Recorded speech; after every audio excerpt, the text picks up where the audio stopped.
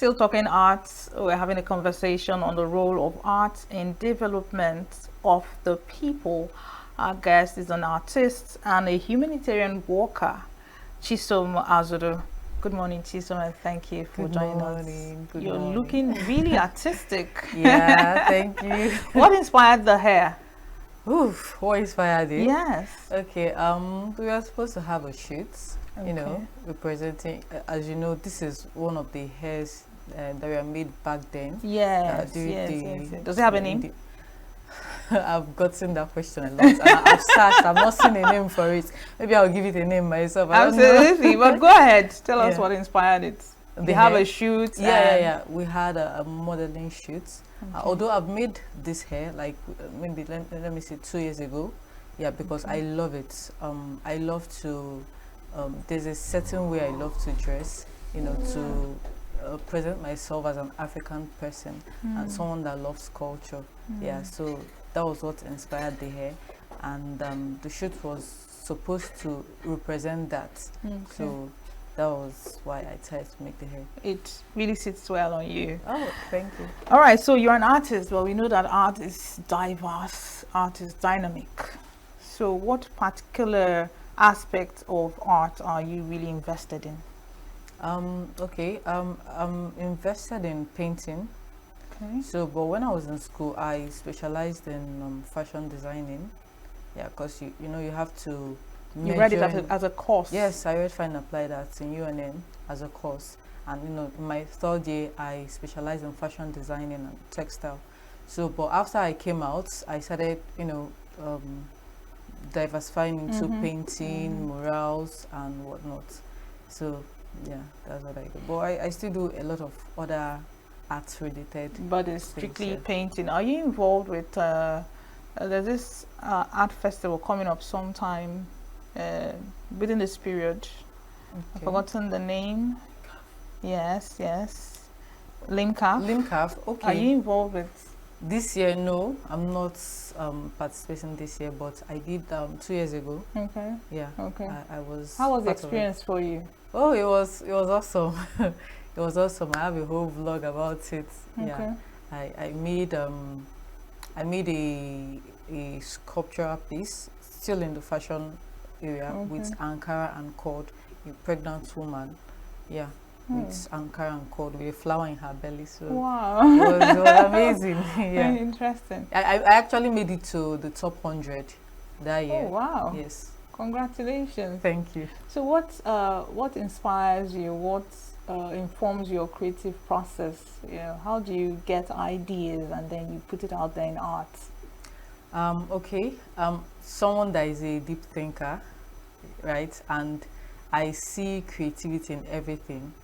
I get ideas from everywhere. Most times, I also get from my personal experiences. The emotions I'm feeling at the moment inspires me.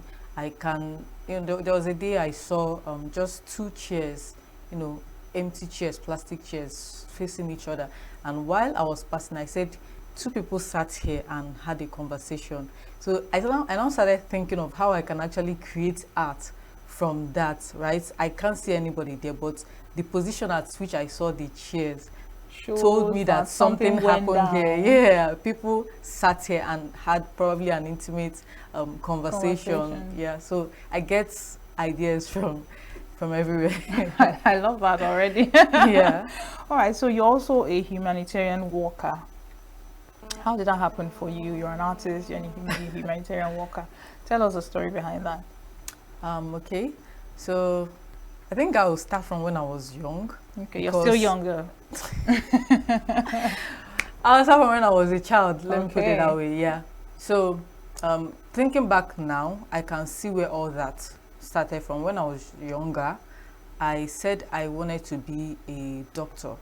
And the reason why I wanted to be a doctor was because, I would watch Nollywood movies and I would see where someone would be rushed to the hospital and they would say, oh, we can't treat this person, like he or she has to pay first before we attend to them, and then maybe the person will end up dying. And I started thinking, like, why should they not treat people because they cannot afford their medical bills? And from there I was like, okay, I think I want to be a doctor so I can treat people for free. So um much later on, I realized I didn't really have the aptitude for medicine, Yeah, right? it wasn't But about being a doctor, it was yeah, about that compassion. exactly. So now, I started seeing ways that I could actually help people without being in the medical field. I went on to study fine applied arts because I had the talents, right? So, and now I have an initiative that actually helps people, does a lot of social impact projects. We engage street kids and try to bring them out from the streets. I think recently, like one of them got a scholarship. Wow. Yeah, he will be funded to the university. So Great that's impact. So thank you. how do you reach out to, because I have a couple of acquaintances who are into street kids, and one of the Okay. challenges they'll tell you is that street kids are difficult to reform because they are born into that space. They don't even know any other thing, and they don't want to know any other thing. What they just want is for you to just give them the handout and let them be on the street. In fact, there's this story that she pulled some and put them into artisan, apprenticeship. They all ran away. I mean, did your organization ever, encounter any of such with the street kids? That's exactly true. Exactly true. And I think that's also why people shy away from actually investing in them or helping them, because they have this mindset of just give me food, give me something. And yeah, that has been a way of attracting them to come for our programs, the food and the handouts, right? But it goes deeper than that. It's something that has to do with mind transformation. Sure. Yes, it's something that goes deeper than that.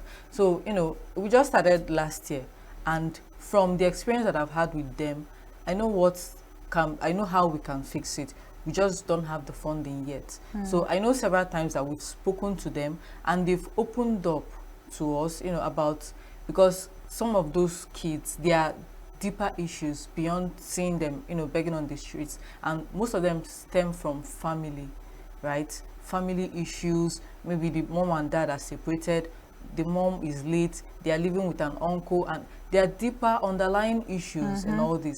So I know what can be done. We just don't have the funding yet. There are several times we've spoken to them and they've responded well, but when they go back to the streets and they come back again, because we meet them like every week, it's like you're talking to a different person. But if you can keep them in a space, let's say like 6 months, and you are feeding them constantly And speaking to their them. mind, yes, just provide for them for that period. They are not thinking about what to eat or where to get food from and all that. If you can provide that immediate need and you are working on their mind for that, it's a matter of mindset shift. Yes, it's restructuring of Absolutely, something. I agree with you 100%.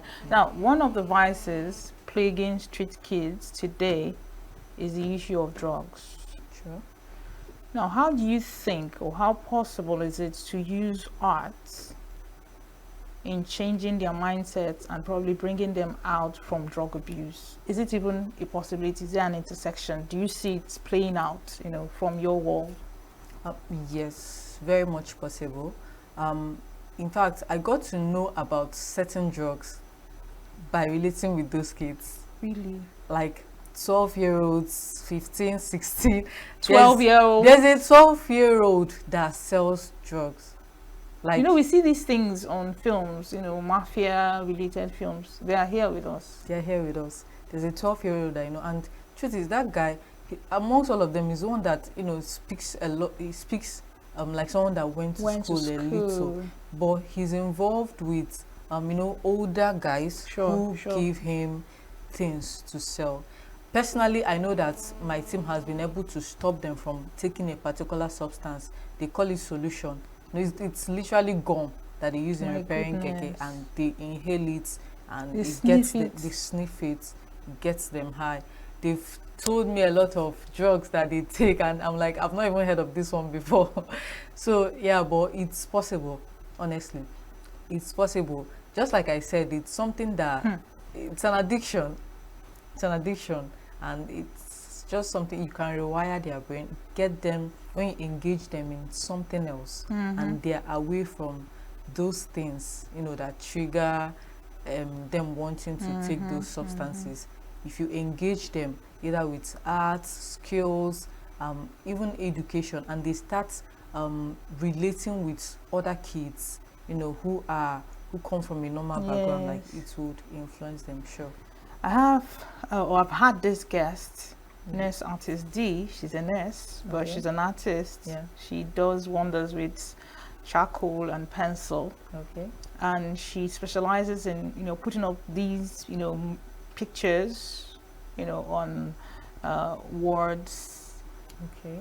For patients, and then she will curate it, and people will be like, oh, what's this? And she'll say, okay, this is a woman that's going into labor, and this one is after she has had her baby. So it gives people hope as they, you know, make their transition, or as they access health in the wards, right?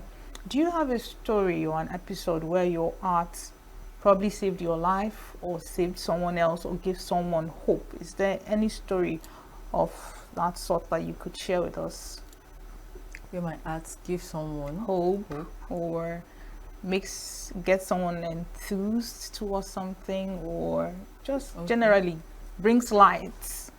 Story where someone sees your art and maybe eureka, an idea comes to the person, just a message of hope from your art. Okay, yeah. I mentioned earlier that I made a pregnant woman with Ankara and cords. So during the exhibition for LIMCAF, so there was a lady from NTA. So she saw there were so many artworks there, but she saw my art, and because I made a pregnant woman and she is a mother, she was really interested in knowing why I did that. And she had to call me to interview me. So I started explaining to her, you know, how women go through the pain. There's so much pain comes with carrying a baby and then birthing that baby, right? But there's this joy that comes after the baby comes. It's almost like all the pains like fade away. Yeah. So that really touched her. She was so much inspired by that. Interesting. But what informed the flowers? The flowers. Yes. Okay. Flowers are beautiful, and it represents like birth. So I was actually making a statement with how for any good thing to come, there's a pain that you have to go through. Absolutely. Yes, for something you want to develop, or any form of transformation, whether personal or politically, socially, right? There is a certain pain and trouble that you must go through. That's true. Yes, for that rebirth to come. That's true. Yes. It's almost as if at the other side of that pain or that challenge is the opportunity and the crown that you're actually, waiting for.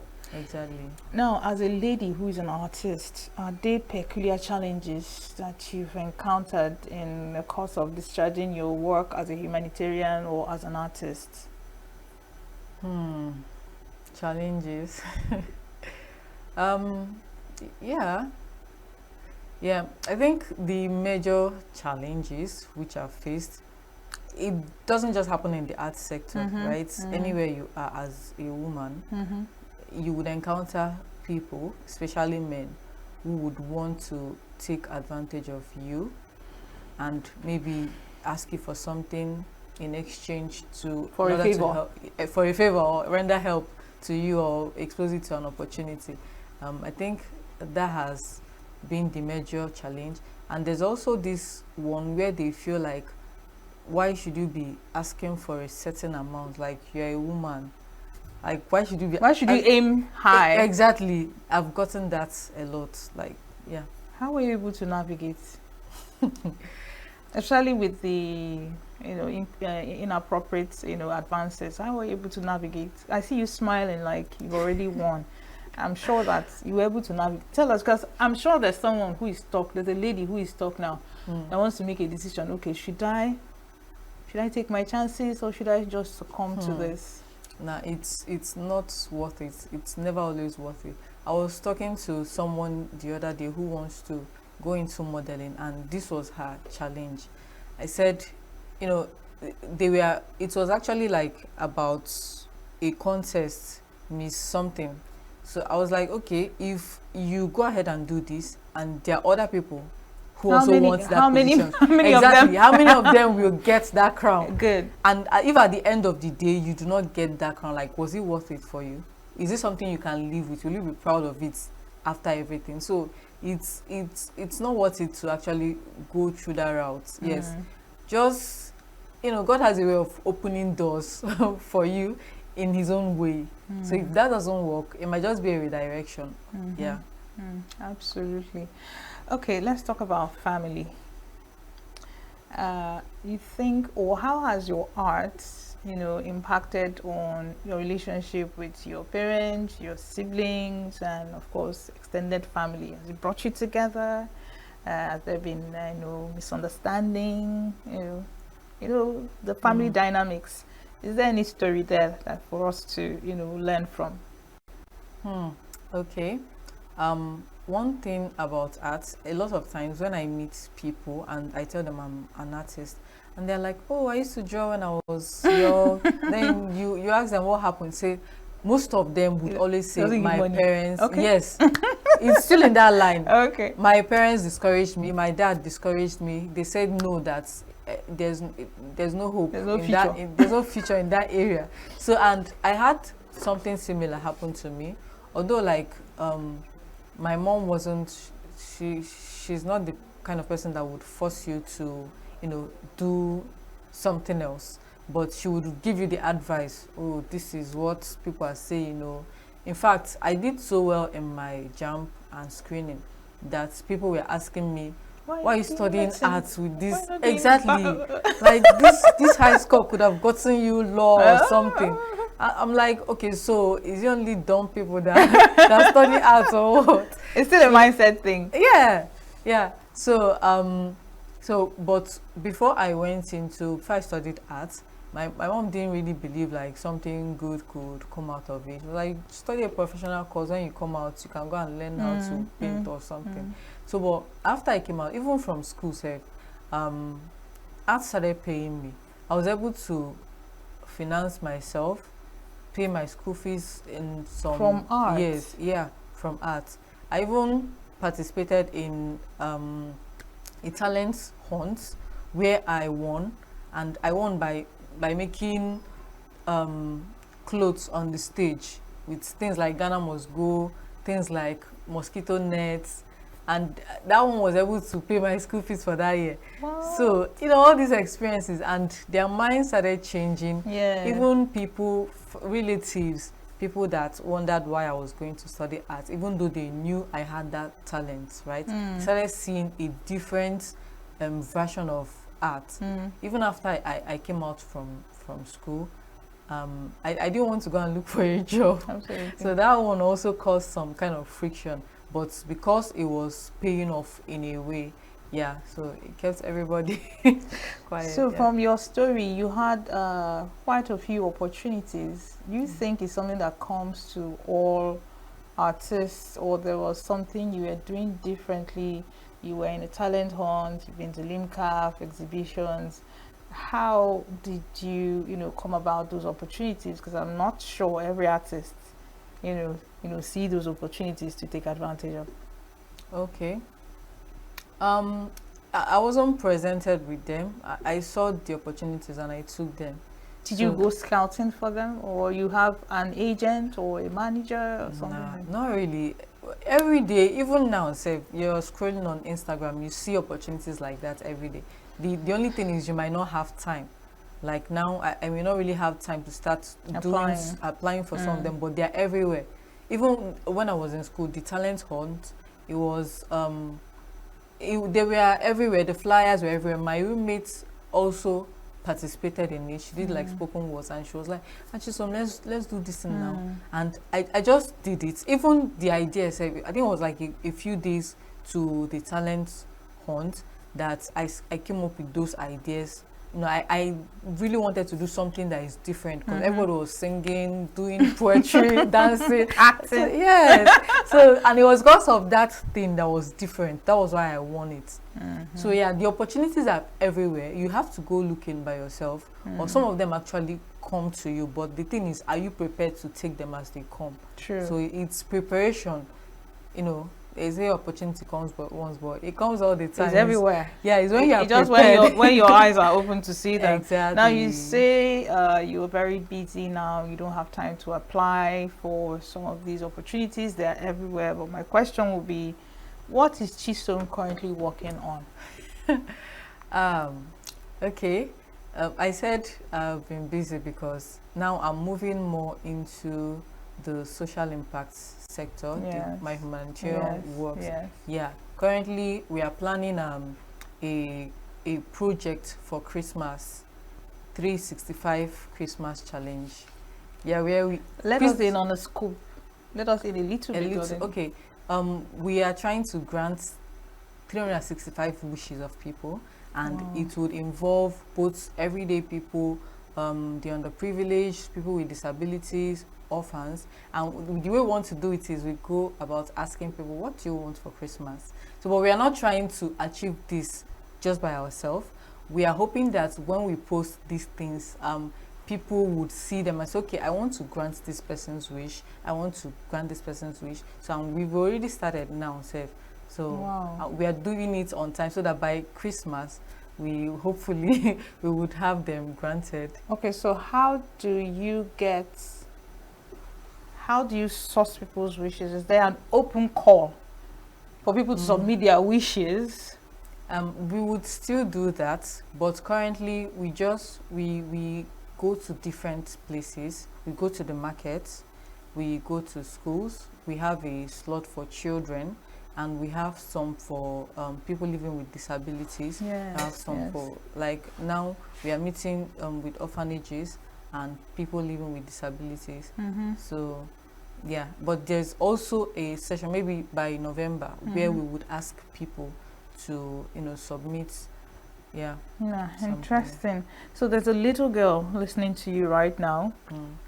She's probably in the university reading law, when she knows that she's artistic, by nature and by calling. But you did read arts because you were given the liberty to, but she probably wasn't. Or he probably wasn't given the opportunity. How would you advise him or her? Okay. There's nothing wrong with law or whatever. There is a very big fashion designer that studied medicine in school. She's in Abuja. I can't really remember her name, but she came out and she went into fashion designing, and she became big there. So if the person is already in school, just go on and finish with it. But if your heart still lies with arts, there are so many opportunities in arts. One thing about arts is I think every sector needs arts. They need artists. Arts helps you with creativity, right? Even in the medical field, even in the law space, there's always something that you can do, with art. So that degree won't be a waste. You still need that knowledge, and maybe it will actually prepare you for where God wants you to be. So it's not bad when you come out. At least if you were forced to study, okay, this is my degree, I'm done. So take now let me allow me to do what I want to do. Okay, so where do you see Chisom Azudo in the next 5 years? Where would Chisom Azudo be? What would she be doing? What will be her impact come 5 years after now? Okay, 5 years after now, I'm really hoping that I would have made a lot of impacts in people's lives, through my initiative. That's the Oysters Initiative. I'm hoping that by then I would have probably an institute or a shelter where I can have some of these street boys and have their minds refined. So I'm also hoping that I would have influenced a lot of young people to start making impact and seeking to solve social issues in their environment. It's really Do we see marriage in the horizon? I hope so.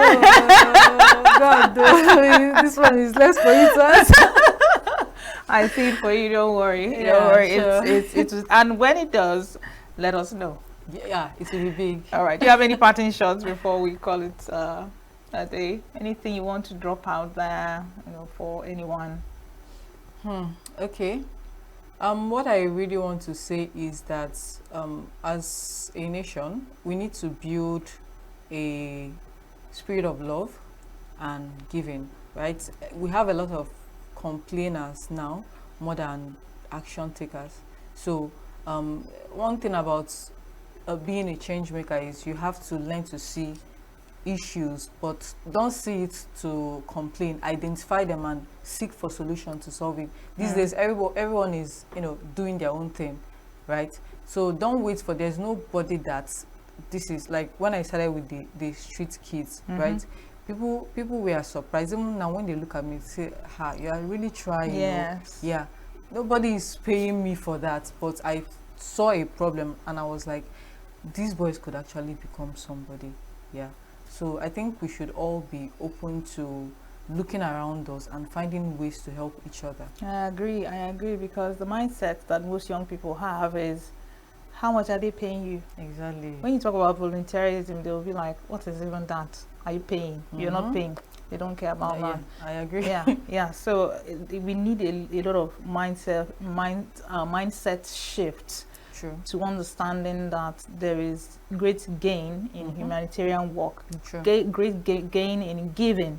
Yes. Giving back, finding solutions. I mean, that's why we are here. That is even the concept of education. You get an education so you can solve problems in your immediate environment. Exactly. So thank you so much, Chisom Azodo, for your very wonderful. I wish I had more time, actually. You're a very interesting person. Oh, really? Thank you. All right, thank you so much. And don't forget what I was John F. Kennedy that said, do not think of what your country can do for you, but what you can do for your country. And in that way, it's a win-win for everybody. Thank you for your time. Don't go anywhere. New Day continues after now.